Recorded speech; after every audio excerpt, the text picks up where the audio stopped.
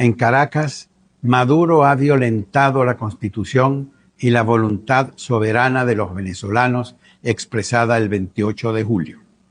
Consuma un golpe de Estado. Se autocorona dictador. Ellos ayer perdieron.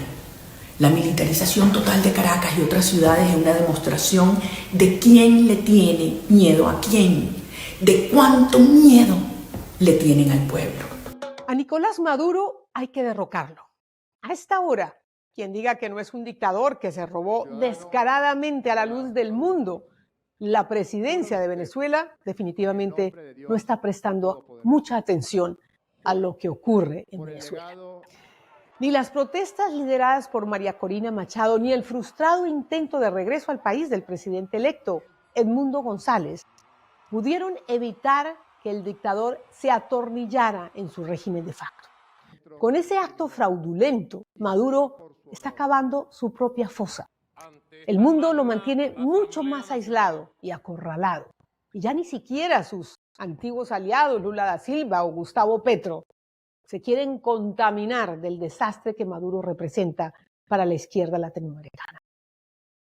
Estados Unidos incluso aumentó la recompensa de su captura a $25 millones y otros, que no son pocos, anticipan que con la llegada del presidente Trump a la Casa Blanca, las cosas serán aún más difíciles para la dictadura de Maduro.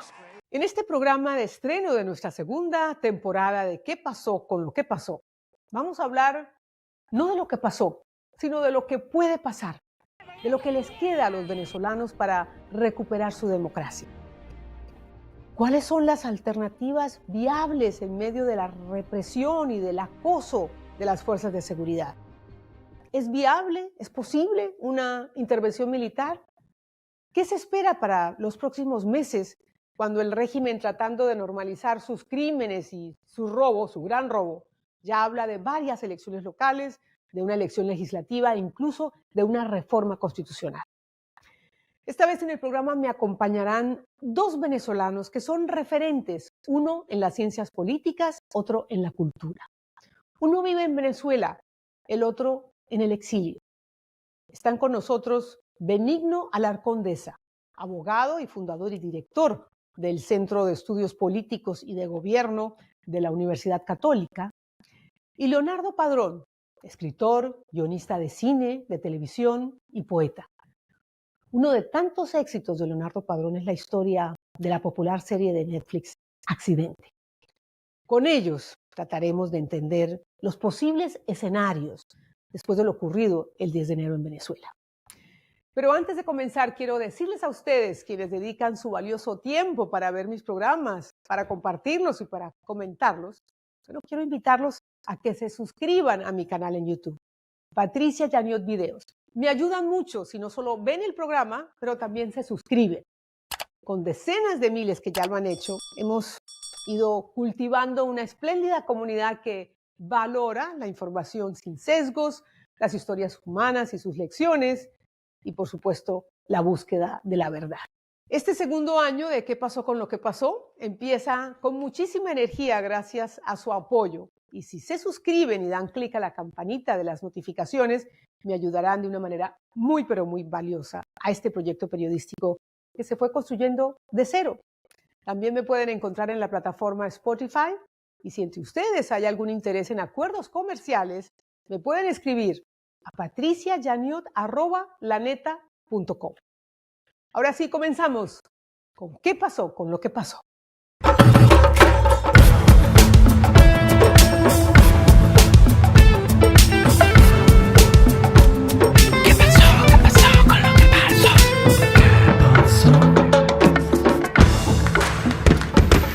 Benigno, bienvenido a ¿Qué pasó con lo que pasó? Para comenzar este 2025, hablando de Venezuela, un año que abre muchísimas expectativas también y muchísima ansiedad e incertidumbre, creo yo. Por lo menos así lo veo desde afuera. Pero tú que estás en Venezuela, que vives allá, ¿por qué no iniciamos esta conversación dándonos un pantallazo de lo que se vive por estos días en Venezuela después de esa fecha crucial para la historia del país, este 10 de enero? Gracias, Patricia, y ante nada un honor estar contigo y tu audiencia. Bueno, en Venezuela se viven, como puedes imaginarte, días muy difíciles, días que yo podría decir que son una mezcla entre miedo y esperanza.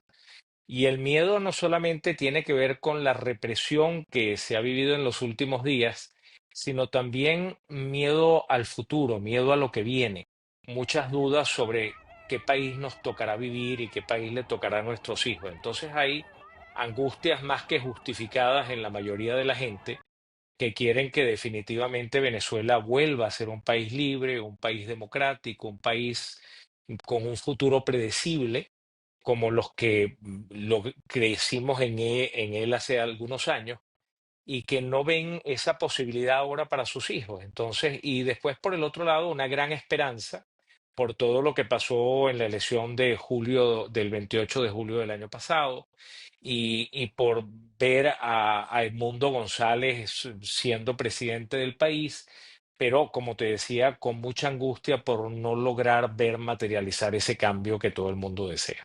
Precisamente sobre eso quería hablar. ¿Cómo interpreta la gente lo que pasó? Edmundo González prometió estar allí en Venezuela juramentando, eso no sucedió. La gente siente que Edmundo González les falló.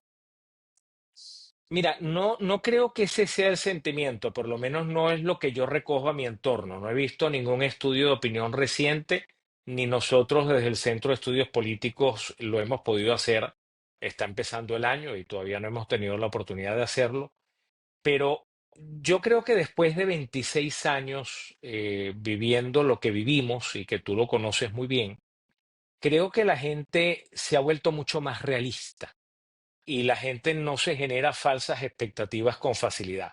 Obviamente, todo el mundo quería que Edmundo González apareciera el 10 de enero y se juramentara, pero todo el mundo entiende también que si Edmundo González hubiera aparecido sin que las condiciones estuvieran dadas, posiblemente Edmundo González Se habría sido autocorona arrestado dictador. y No lo eso, acompaña el lejos pueblo, de no acercarnos lo a un final acompaña feliz, pues ningún nos alejaba gobierno mucho más, que ¿no? se Y respete creo la que la gente en democracia. eso se ha vuelto muy, Solo muy los realista. O sea, dictadores de creo que Cuba, las el Congo y expectativas Nicaragua fantasiosas que a lo mejor en el pasado siguen las trabajando hubo las y que la condiciones gente para esperaba vivir en soluciones silencio. mágicas, creo que eso hoy en día no está planteado. Y creo que eso justamente es lo que ha permitido que la gente, a pesar de todos los problemas, a pesar de todos los obstáculos, la gente siga manteniendo expectativas de cambio y siga manteniendo la esperanza, entendiéndose que esto no va a ser una solución mágica ni fácil, pero todos apostando a que se va a dar y la gente, lo que es más importante, con la gente dispuesta a hacer algo, a contribuir de alguna manera a que eso suceda.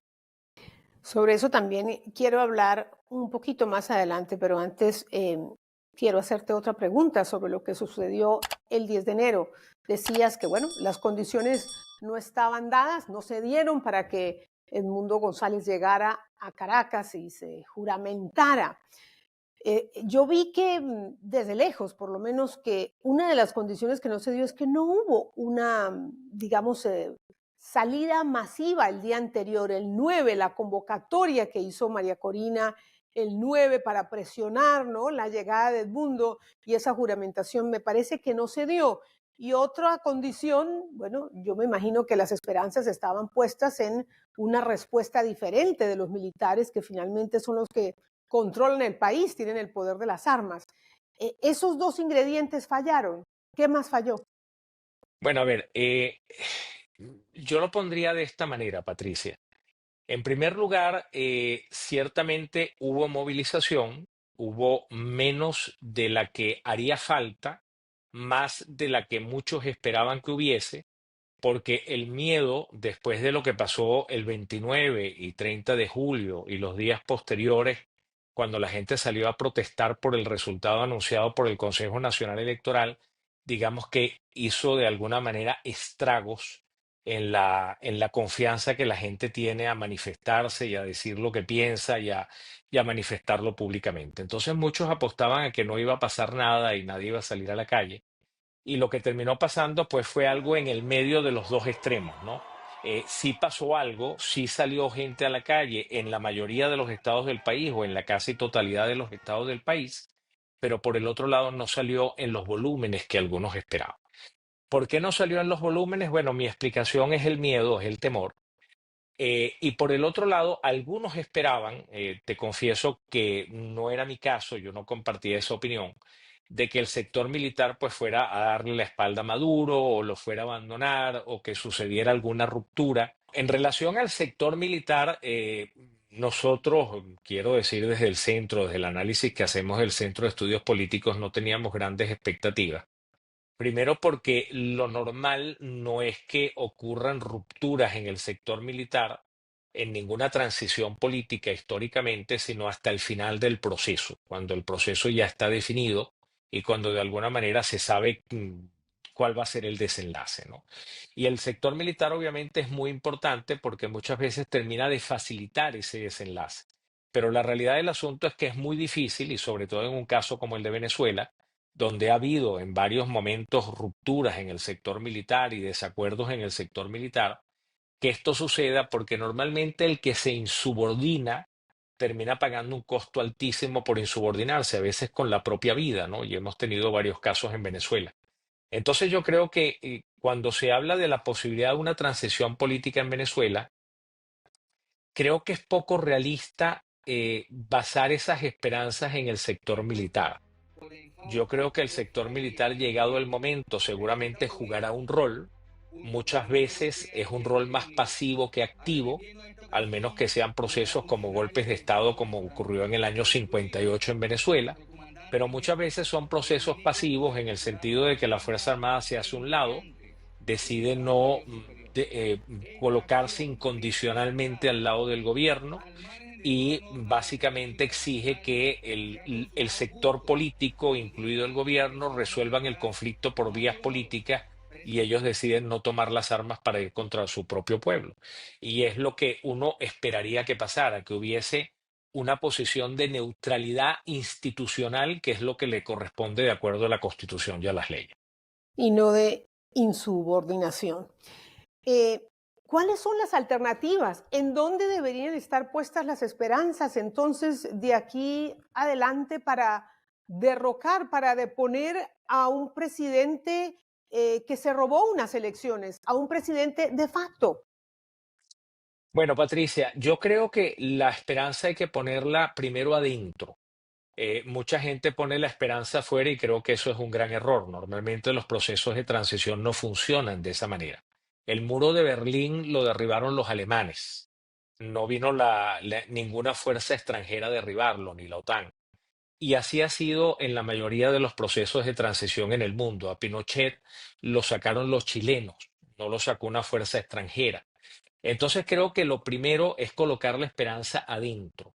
Y creo que colocar la esperanza dentro implica que la gente mantenga la actitud que tuvo primero cuando aquella primaria en el año 2023, después cuando la elección en el 2024, donde la gente decía, nosotros sí podemos, si decidimos hacerlo, podemos hacerlo, y lograron hacer cosas maravillosas. O sea, sin lugar a dudas, la victoria que tuvo Edmundo González, apoyado por María Corina Machado, es una victoria innegable, una victoria donde las tres cuartas partes del país le dieron su apoyo bajo condiciones electorales eh, totalmente desastrosas, que inclusive hicieron que el gobierno no permitiera la llegada de la observación europea a Venezuela, porque era un absoluto desastre.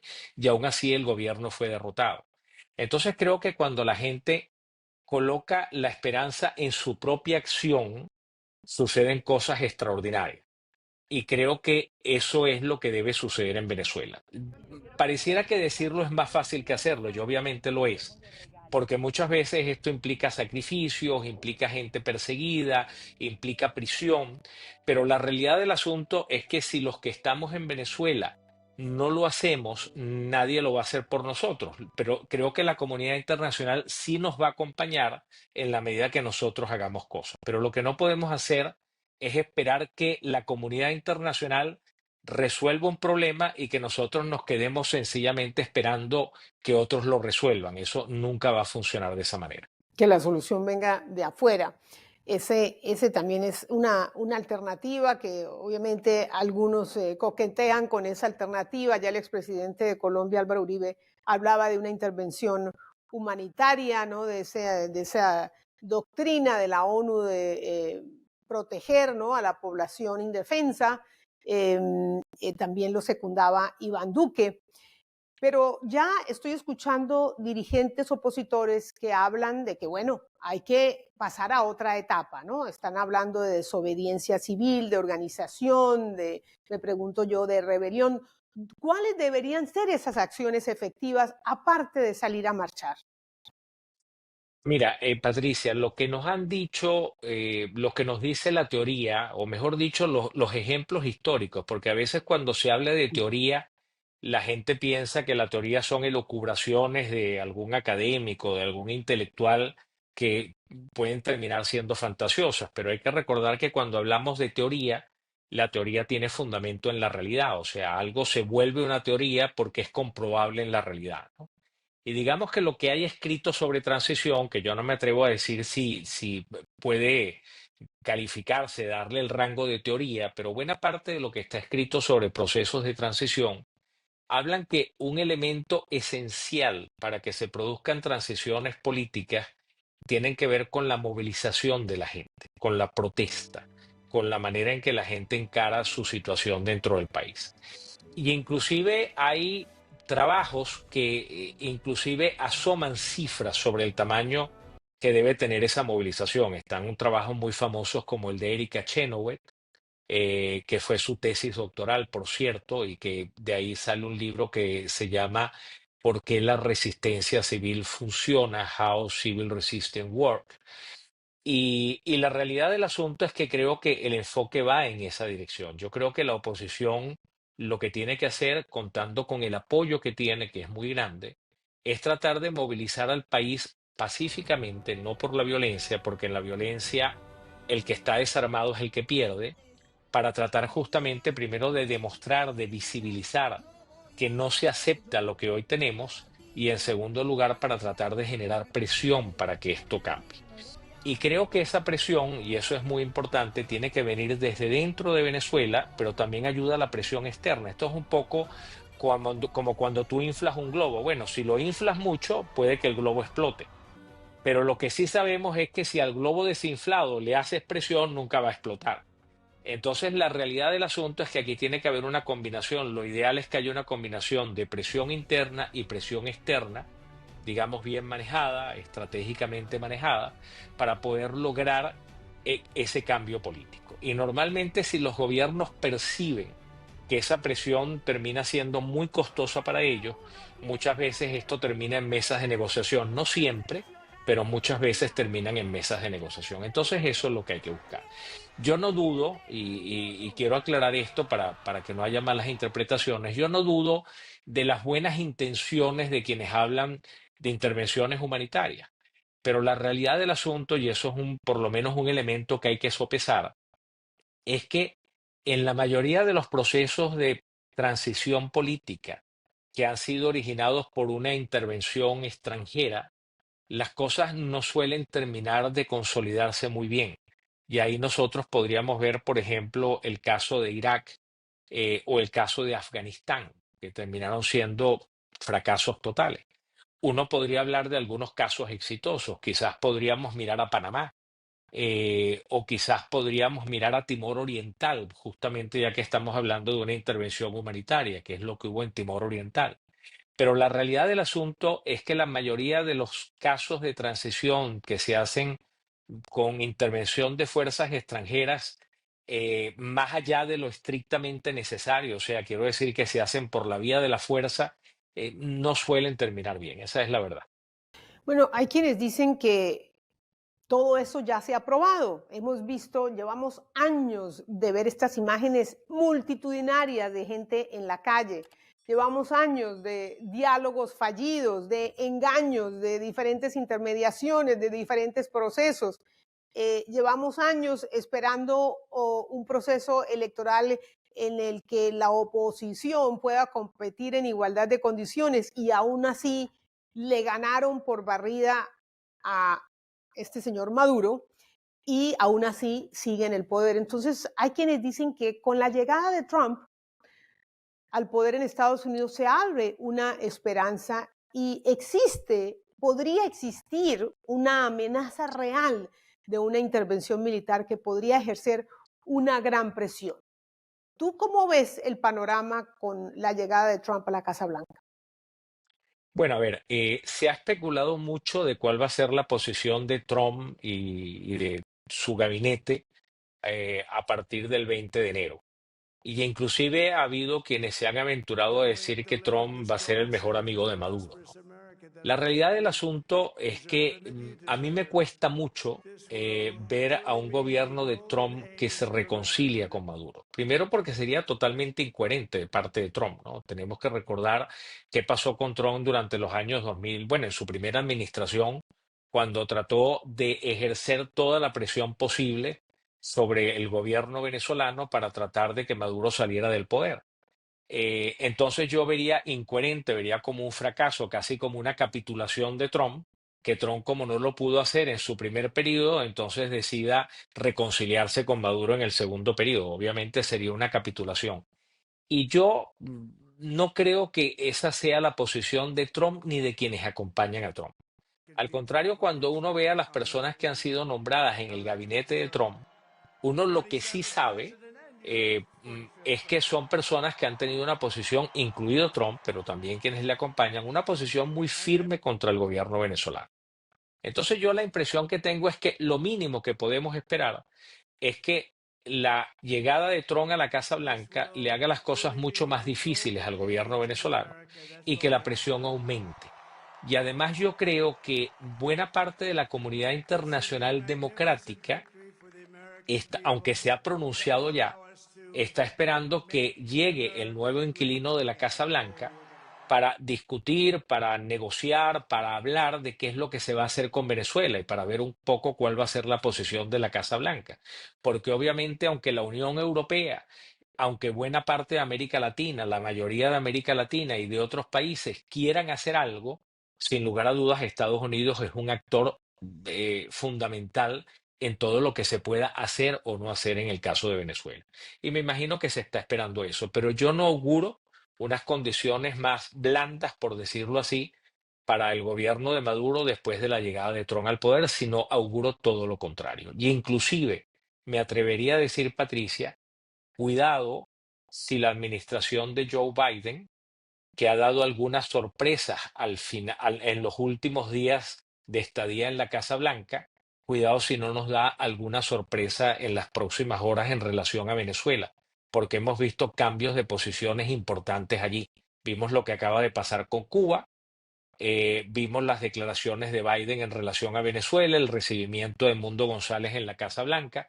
Entonces yo diría que cuidado si el aumento de la presión sobre Venezuela de parte de los Estados Unidos no comienza incluso antes de la llegada de Donald Trump a la Casa Blanca. Ver para creer, Benigno. Hablando de Edmundo González en Washington, acaba el grupo IDEA, que integran varios expresidentes de Iberoamérica, acaban de proponer que Edmundo González sea juramentado en la OEA. ¿Cómo tú crees que esa es una buena idea? ¿Crees que eso ayudaría en algo o sería peligroso porque podría, no sé, construirse una segunda versión de Juan Guaidó? Sí, mira, yo tengo un profundo respeto por los expresidentes que forman parte del grupo IDEA, y te lo digo con toda la franqueza del mundo. Primero porque creo que han sido expresidentes que han estado pendientes de Venezuela desde hace años, que han hecho su mayor esfuerzo por tratar de ayudarnos, eh, pero a todo evento, aunque respeto la posición de ellos, en este caso no creo compartirla. Y justamente por lo que tú acabas de decir, Patricia, yo creo que lo que hay que evitar a toda costa es que Edmundo González luzca como un gobierno en el exilio. Creo que eso hay que evitarlo a toda costa. Creo que el día que Edmundo González se juramente, debe hacerlo en Venezuela y debe hacerlo cuando las condiciones en Venezuela estén dadas. Yo no quisiera tener un presidente electo en el exterior tratando de hacer o de gobernar, digamos, de alguna manera desde el exterior o tratar de hacer algo en el exterior, porque sabemos que aunque podría hacer algunas cosas, sabemos que todo va a ser muy limitado y eso no va a ayudar en lo más mínimo. O sea, más bien lo que va a terminar es generando una gran decepción, una gran frustración. Y yo creo que lo que hay es que pelear las condiciones para que Edmundo González pueda regresar a Venezuela y pueda gobernar desde Venezuela como le corresponde a un presidente electo. Claro que sí. Benigno, ya para terminar, ¿qué le espera a Venezuela, a su población en los próximos meses? ¿Qué tipo de ambiente anticipas?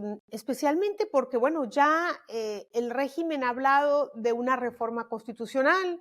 Tengo entendido que este año también se anticipan algunos procesos electorales, unos para la Asamblea Legislativa. Y bueno, con este resultado en el que se comete un fraude descarado y monumental, me pregunto si la oposición se va a ver en la gran disyuntiva de decidir si participa o no hasta que Edmundo González no tome posesión. No sé, ¿cómo ves esa tensión de aquí en adelante?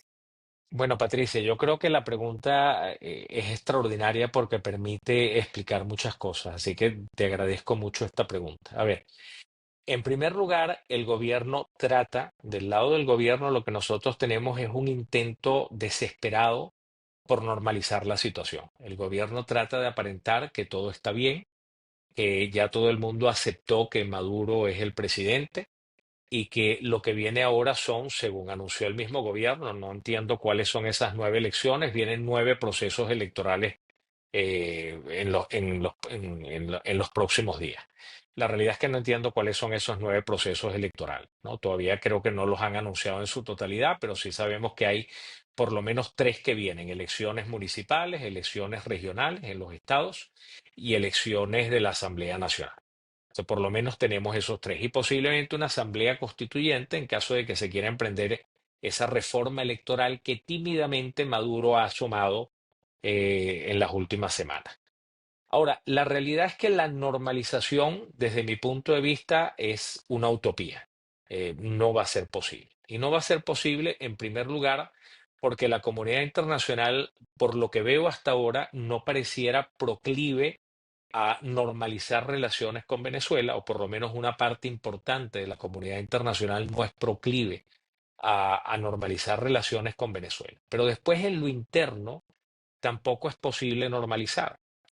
¿Y por qué? Por este clima que te cuento que vivimos, ¿no? Básicamente un clima enrarecido, de expectativas de cambio, de la gente esperando que le den una señal para hacer algo, y por supuesto el que es empresario y quiere invertir aguantando para ver qué pasa, el que tiene algún proyecto aguantando ese proyecto para ver qué pasa, y al final del día eso no permite que haya una vida normal en el país. Cuando nos vamos a los sectores políticos, pues ciertamente el anzuelo de Maduro, es decir, va a haber 9 elecciones para que todo el mundo sienta que viene una piñata y entonces toca el reparto y todo el mundo quiera estar en la piñata.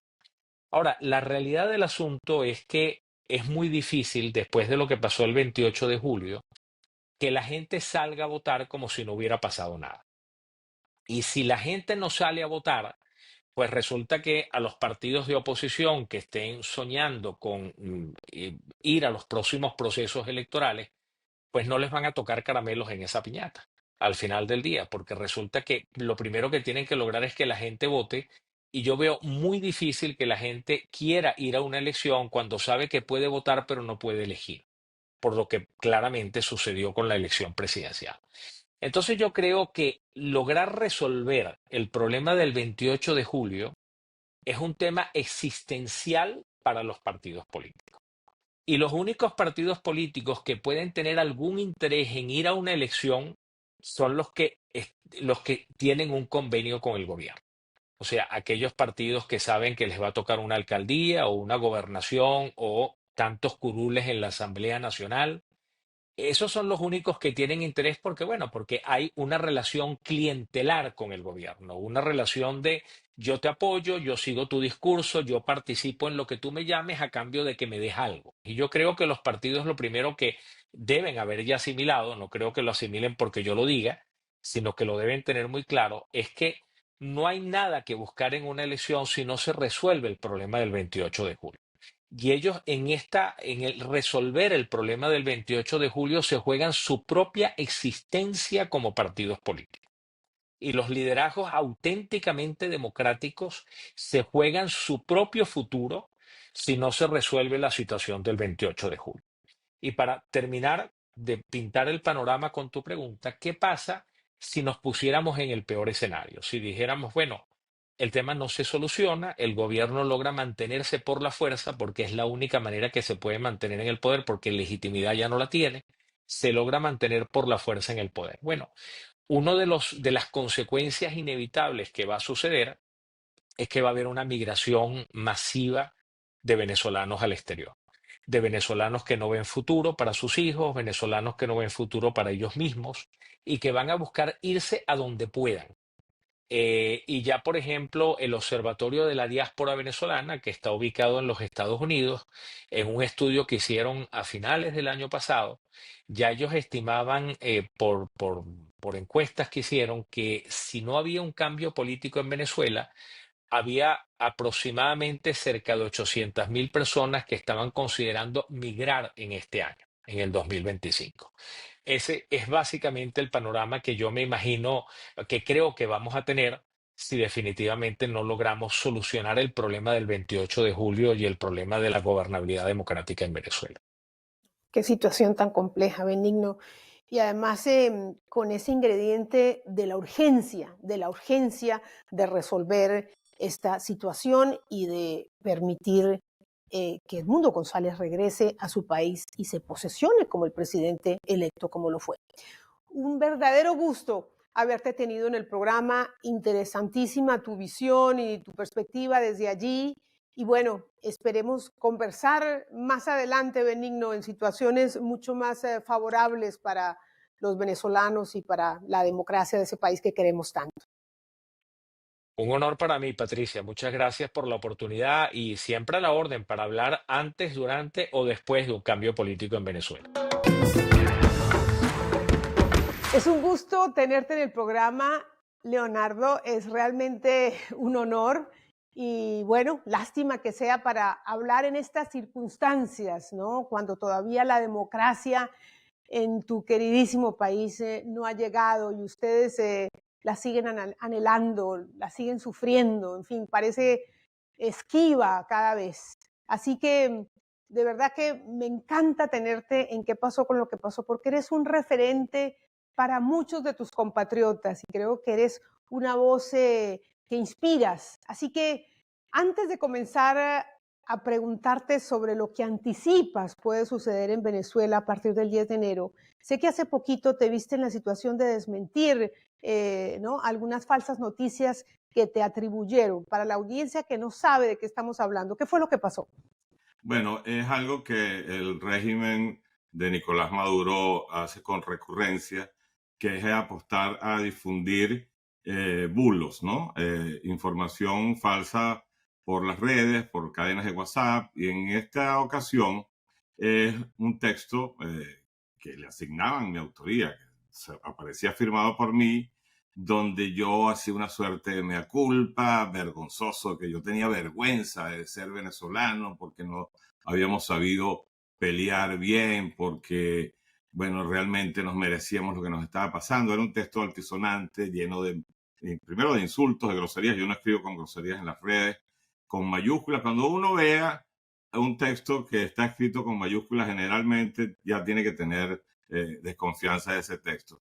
Es algo que sistemáticamente lo hacen como para generar, bueno, un poco de desánimo y desesperanza en la gente. Entonces tuve que salir a desmentirlo porque, bueno, se viralizó por todas partes. No es la primera vez que me pasa ni va a ser la última, estoy seguro. Que quede claro que ese texto no es tuyo. Y bueno, el ánimo es desanimar a la gente, desalentarla. ¿Cuál crees tú que es el ánimo de los venezolanos después de lo que vimos el 10 de enero? Que no pasó, ¿no?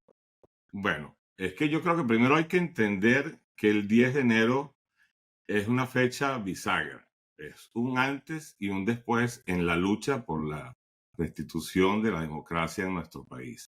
Yo creo que, bueno, efectivamente sí hubo mucha gente que pensó que ese iba a ser el día el del desembarco de Normandía, ¿no? Porque, bueno, por supuesto la gente en su desesperación, son ya 25 años, largos 25 años, cruentos 25 años, luchando contra Chávez y Maduro y todo su régimen de terror y de sistemática violación de los derechos humanos.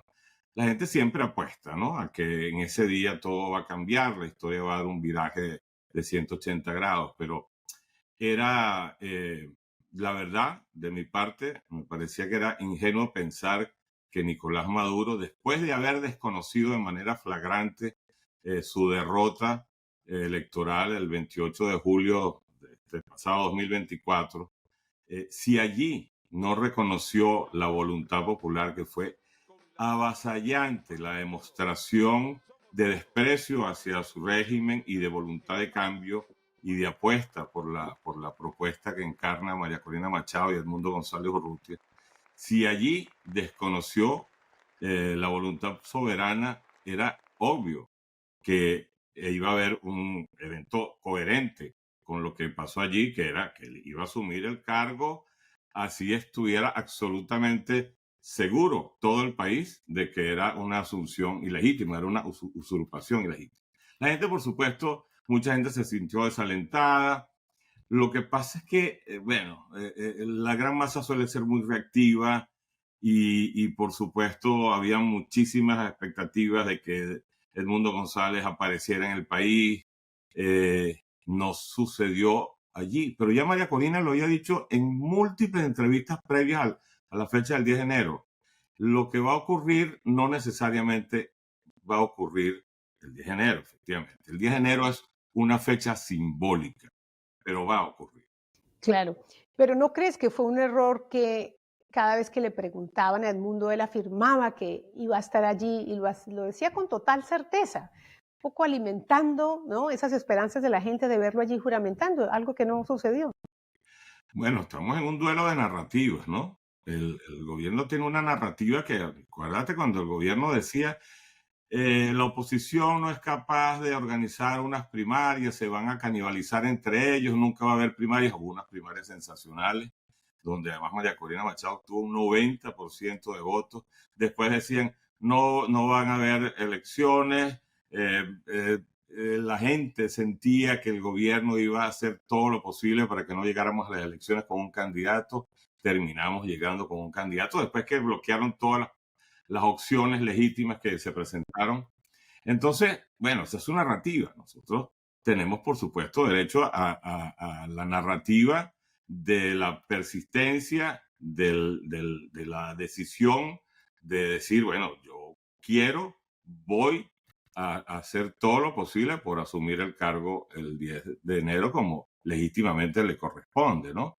Bueno, obviamente, vimos lo que pasó, el gobierno hasta desplegó unos misiles antiaéreos, militarizó toda Venezuela para que las barriadas populares no pudieran sumarse el 9 de enero a la marcha junto con María Corina.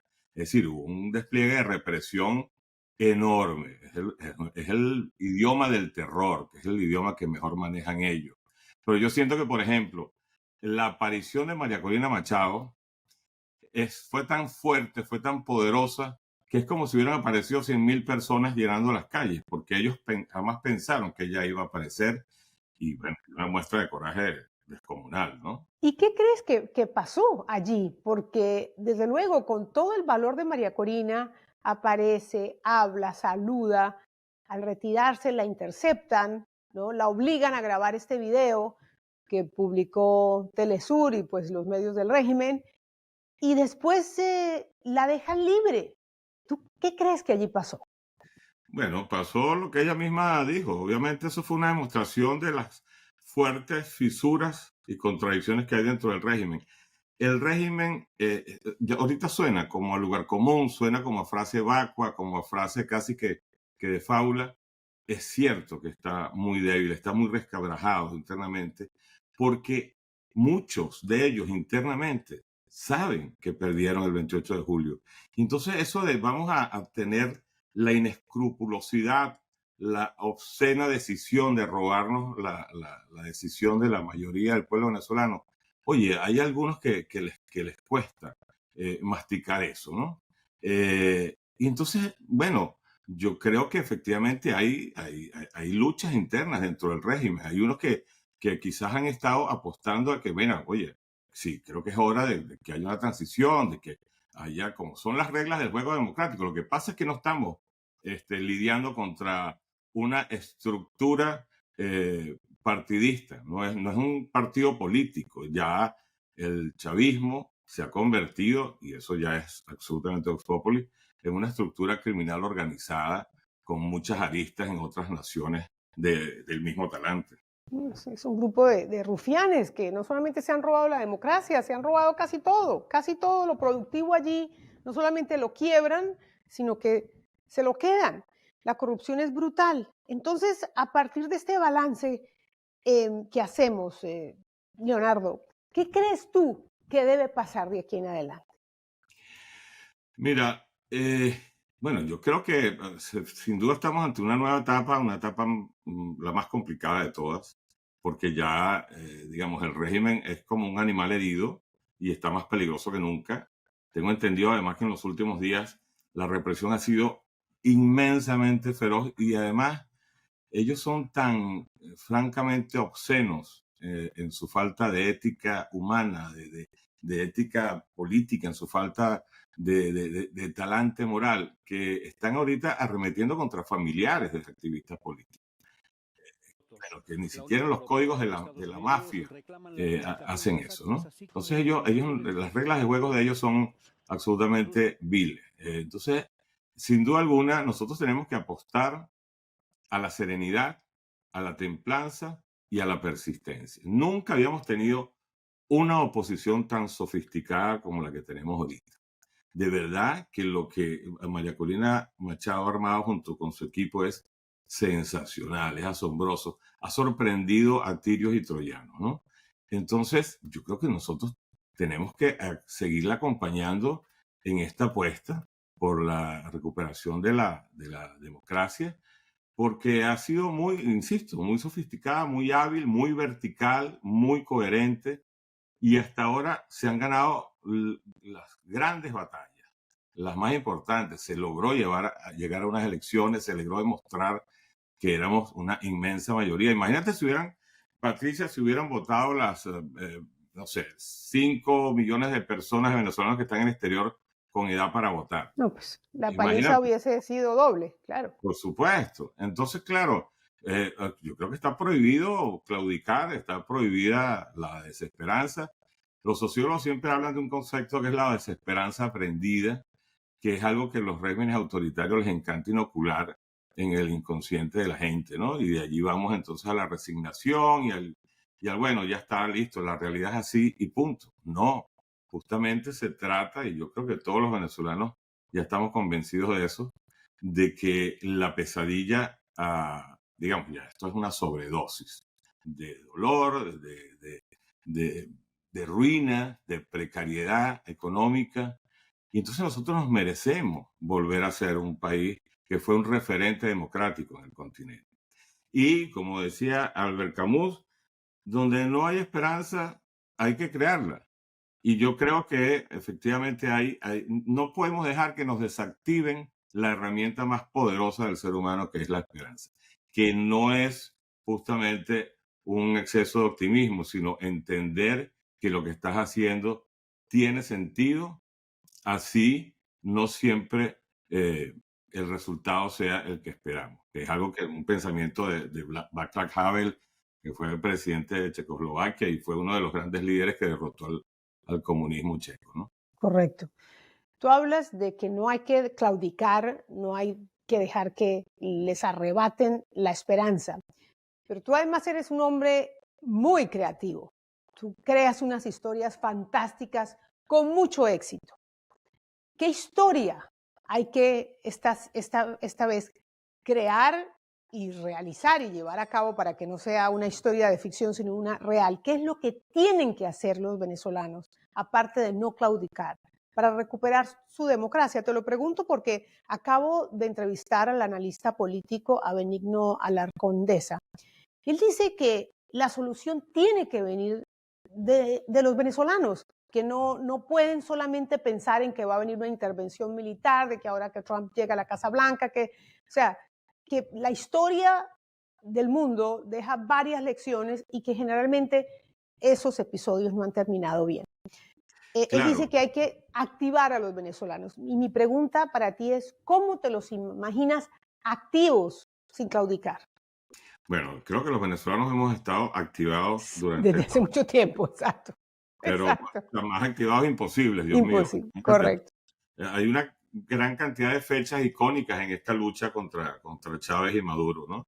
Donde muchos dejado la sangre en el asfalto, donde muchos no hemos tenido más remedio que irnos al exilio, donde han, bueno, expropiado negocios, empresas, en fin, canales de televisión. Ha sido una cosa devastadora, ¿no? Entonces, digamos, decir que nosotros tenemos que activarnos, que falta que nosotros pongamos más garra en esta lucha, bueno, yo creo que es hasta injusto, ¿no? Con lo que ha ocurrido. Lo que yo siento es que Venezuela ahorita, en el concierto a la geopolítica internacional, es un punto neurálgico, ¿no?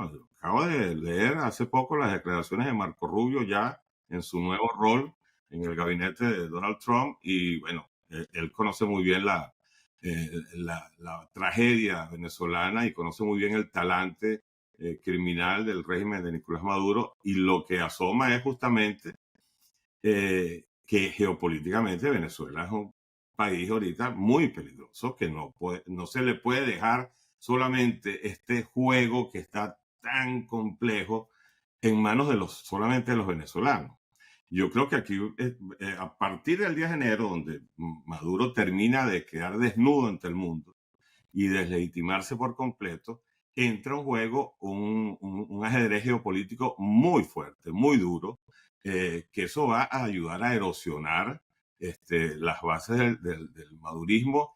Y yo creo, mi apuesta es a que la implosión ocurra cuando ya la presión sea absolutamente exasperante para ellos, ¿no? Y por supuesto, ahí se necesita también a todos los venezolanos, digamos, en una misma calle, en un mismo objetivo, con la misma brújula que la ha marcado maravillosamente María Corina Machado y Edmundo González Urrutia. Yo te voy a decir algo, Patricia. Los venezolanos nos merecemos que más temprano que tarde alguien como María Corina Machado sea presidente de nuestro país. Ahorita nuestro presidente Edmundo González Urrutia, lo que tenemos que hacer es valer ese derecho que conquistamos. Pero de verdad que la lección que ella como mujer ha dado ha sido sensacional. Yo creo que es ahorita la política más importante de América Latina. Yo digo que fue la mujer del año, no sé por qué la revista Time no la puso en su carátula, porque ha demostrado una valentía incomparable, o sea, bajo una situación de riesgo grave y de amenazas. Tú, como muchos venezolanos que leemos, que escuchamos, ¿estarías de acuerdo con una intervención militar? Mira, a mí me parece que eso es una apuesta demasiado excesiva, demasiado, creo que descuadra incluso la línea de acción que ha planteado la misma oposición. Yo creo que una intervención armada ahorita no es algo que se suele desplegar justamente en el terreno de la geopolítica. Ahorita se están apostando a otro tipo de conceptos como el de la diplomacia coercitiva, por ejemplo, ¿no? Que tiene que ser, por supuesto, muchísimo más punzante, muchísimo más aguerrida de lo que ha sido hasta ahora, porque lo que sí es que los venezolanos estamos agotados de pronunciamientos y comunicados que no terminan de cambiar el juego, ¿no? Pero yo creo que hay que agotar todas las instancias de el idioma de la paz y el idioma de lo que es. Nosotros ejercimos el voto, que es la herramienta más poderosa de la democracia.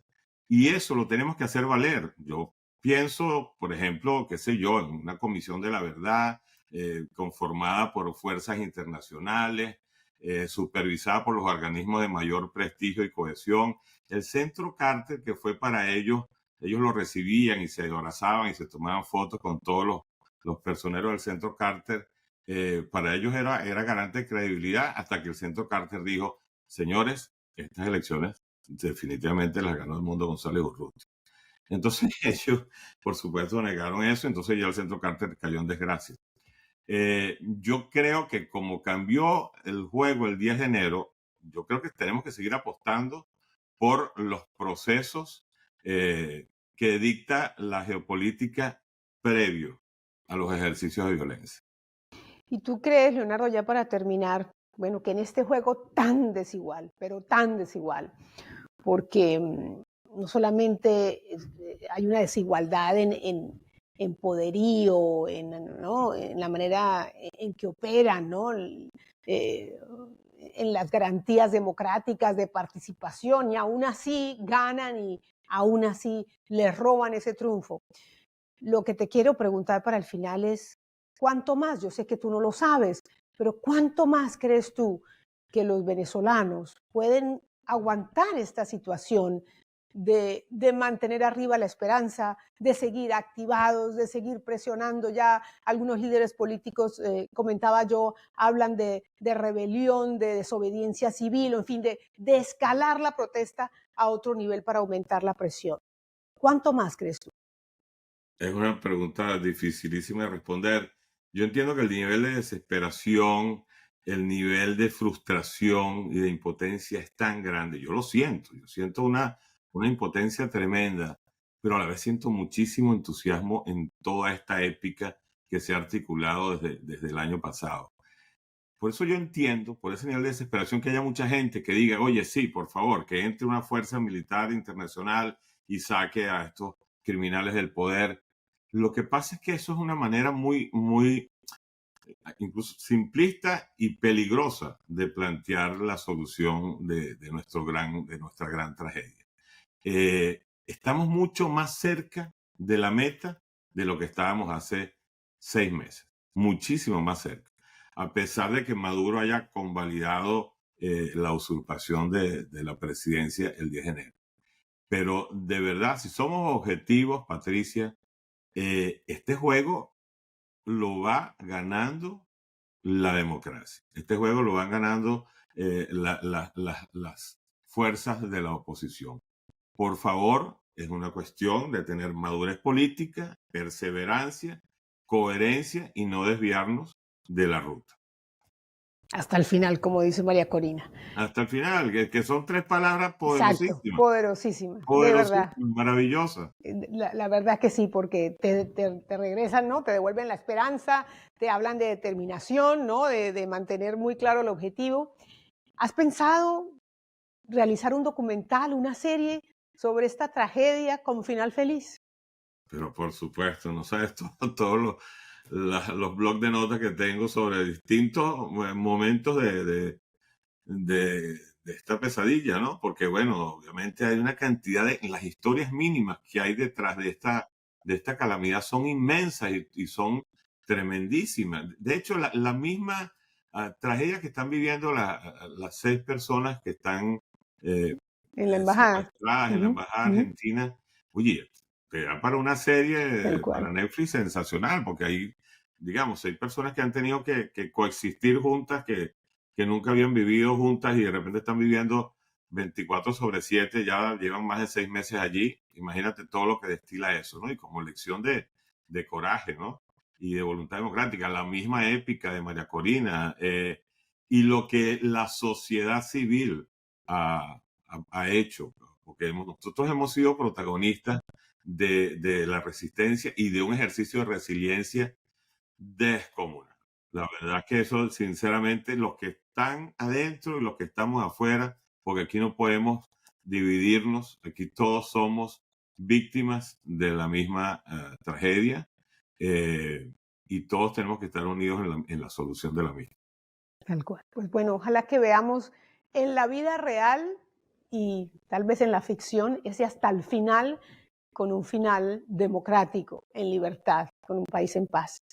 Gracias, Leonardo, de nuevo por aceptar esta entrevista. Un verdadero gusto. Patricia, y por favor, en nombre de todos los venezolanos, te agradecemos muchísimo tu solidaridad como profesional y como ciudadana latinoamericana por la causa de la libertad en Venezuela. Muchas gracias. Ahí me tienen siempre defendiendo esa causa, la causa por la verdad, por lo justo, por la democracia. Una más. Gracias, Leonardo. Un abrazo. Un abrazo. Aunque para muchos pareciera que en este 10 de enero no cambió nada en Venezuela, no se dejen engañar. El régimen se ha disparado en el pie. Es un golpe del que posiblemente no podrá recuperarse. El régimen es un animal herido y, como ha estado ocurriendo, es de esperarse que arrecie la represión. Y eso, por supuesto, tiene un costo muy alto. Lo importante es vencer el miedo, ese miedo que paraliza y desalienta.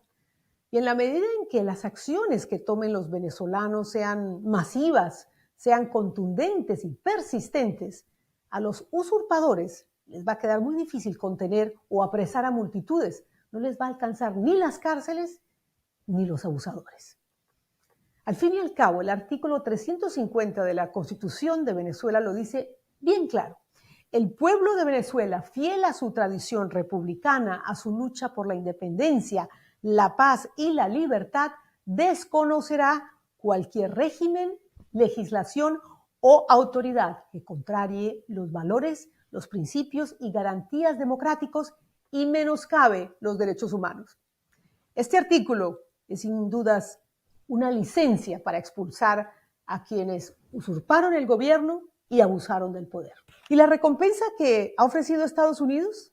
Bueno, se puede aumentar mucho más con contribuciones voluntarias de los millones de venezolanos que votaron por Edmundo González y por esos millones más en el exilio que no lo pudieron hacer.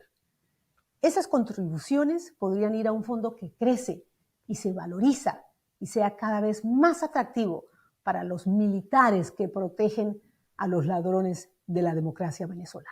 Si el régimen de facto logra seguir amedrentando en las calles, por lo menos podría financiarse en parte la lucha por la libertad y por la victoria, esa que llega hasta el final. Muchas gracias por acompañarme en ¿Qué pasó con lo que pasó? Les recuerdo suscribirse a mi canal en YouTube, @PatriciaYañot, videos. Un solo clic y ya está. Y los que prefieren el formato podcast pueden seguirme por Spotify. Nos vemos la próxima semana en otro episodio de ¿Qué pasó con lo que pasó?